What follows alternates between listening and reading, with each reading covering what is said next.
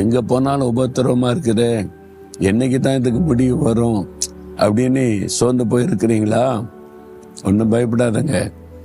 ஆண்டவர் என்ன சொன்னார்? உலகத்தில் உபத்திரவம் உண்டு, ஆனாலும் திடன் கொள்ளுங்கள் தானே சொன்னாரு. உபத்திரவம் இருக்கும் பாருங்க. நம்ம கடந்து போகிற பாதையில உபத்திரவத்தை தவிர்க்க முடியாது. ஆனா என்ன செய்யணும் தெரியுமா? ஒரு காரியத்தை மனதில் வைக்கணும்.